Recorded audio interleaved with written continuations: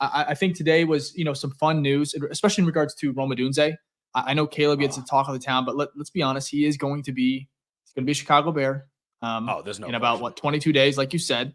Yeah. But I want to go ahead and we'll run through the timeline. Like I said, it was reported today. Mark Silverman, Waddle, and Sibley over there, ESPN 1000. I believe they were the first to get on it, except for there was a guy DM'd me. He actually commented as well. He had it a few hours before Seth Crane on Twitter, and then I think his name was Gary Ross on Twitter as well. He had about 5 hours before Sylvie. I guess he had tweeted it. I don't know if he's seen it, but he says he has some sources. So shout out to those guys. Obviously Chicago is a big city, but I mean, eyes are everywhere.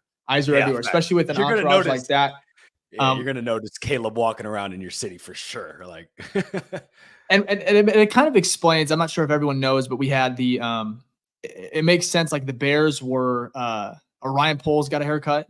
I don't know if you saw that, right? I think you commented on it, quote tweeted it about him getting his haircut, and it was a nice little, at the barber. It looked good, and now it makes sense. Obviously 30 visit this week with both, two of the two top 10 prospects. It's interesting, but like I said, the reports were out. Caleb Williams currently in Chicago right now. Word is he's going to be staying at least through tonight. It'd be interesting to see if he's going to be here tomorrow. Roma Dunze. I'm sure they probably just want to do separate things, but it would be kind of cool if they were to somehow get dinner together, but I don't think that's going to happen. For me, yeah, I think that's a little bit harder. Maybe if it was like pick 1 and 5, like if we had something that was a little bit closer, right? Where it's like, okay, obviously the first, we know what that pick is because we control the draft, but 9 is so far. So bringing them both into the mesh as if they're going to be together, you don't know that, so it'll be interesting. To see. I mean, it's a cool story though. If that happened, then you draft them both and that story comes out, I wouldn't be surprised. I just don't know if that is the chance because there's so many variables still for 9. That's a lot of picks to wait to see if he's still there. It all depends on those, first 4 quarterbacks. We've talked about it to death for the most part about how that's going to fall. Wait a second here. Do you think there's going to be 4? Because it's interesting, right? I'm not discrediting the people that said it's going to be 4. This is actually like a genuine question because I'm not sure. I kind of trust what they tell me. But if you look at the past 6 years, I think, of drafts, right? Well, actually, if you look at the draft order, right? Most people are saying like 4 quarterbacks, 3 wide receivers. Maybe the third one's at 9, like Rome would be off the board. But basically, they're saying in the top 10, 7 of the picks are quarterbacks or wide receiver. If you look at the past 6 drafts, there hasn't been in the top 10. First of all, when it comes to quarterbacks, there hasn't been more than 3, and that's only happened once. That was the Fields draft, right? With Trevor, Lance, and Zach Wilson. And then the other one that had 3 wide receivers was the Jalen Waddle year, and that was all the way to 10 because I think Jalen went 10. I think it was Jamar Chase, Jalen Waddle, and somebody else. I can't remember off the top of my head, but there also wasn't 4 quarterbacks there. So just looking at the draft history, right? Like obviously there's other positions as well. It's not the league doesn't just run quarterback, wide receiver. I know those are very touted positions this year, but do you honestly think that all 7 options are going to be off the board, or in essence, all 3 wide receivers will be gone before the Bears pick? I don't know. I kind of find it hard to believe. No, I mean, you never know with the draft. Like we won't know until those picks are locked in and we get to pick number 9, just because the draft is so fluid. We see every team's board is so different, and we don't know how, trades. I think there could be at least one big one, you would think, if not at least 2.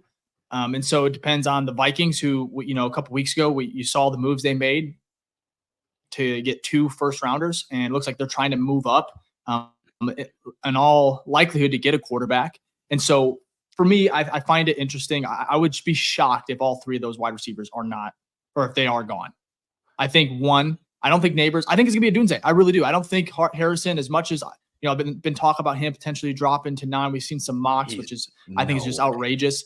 But for me, I think it really is. Like it's been such a perfect story for Chicago in regards to how they even got to this point with getting the number 1 pick from Carolina, and then of course with Keenan Allen, the offseason moves. I just feel like everything has gone right for Chicago, and it's like a perfect story if Odunze is there. And I think there was actually a report from, I believe it was Brad Biggs, that I found very, very interesting, which we're going to get to the Caleb. We'll finish up with his 30 visit and everything. Some more details that came out about it. But it was in regards to Turner and Verst and how that would really amp up the Bears front. How Matt Eberflus even came out, I think, on the Bears podcast, like the Bears official podcast with Larry Meyer, talked about how he would love Mayer. Yeah, you're good though. And how he said that the Bears, Matt Eberflus would love to get a guy on the other side of Montez Sweat. So for me, that makes sense. Dallas Turner's my guy. I think it'd be one of the most athletic, most electric, duos in my opinion on both sides. And then, but this is what was interesting from Brad. He said, I also think the Bears might be leaning offense, either wide receiver or offensive tackle. They're going to draft a quarterback number 1, Caleb Williams, and adding another offensive piece helps set him up for success, which the Bears, of course, it's been talked about, RG3, all these comments about how they do not surround a rookie quarterback. They do not develop a rookie quarterback. And for me, that's why I've been saying go offense. Like, I like Dallas Turner. I wouldn't be mad, wouldn't be upset, but go get either, first of all, a receiver if he's there, but I wouldn't be upset with the tackle. Trenches, we talk about it, Ficky. Then, of course, you have the outlier, which I see people saying it's like a luxury pick, but I don't get that. I understand having 2 great tight ends, but Brock Bowers, like, he does stuff that Cole Kmet or Gerald Everett, respect to them, these guys can't do. And Cole Kmet, totally, he's a weapon. He's like a receiver in my opinion. Throw him in the slot. He would be so dynamic.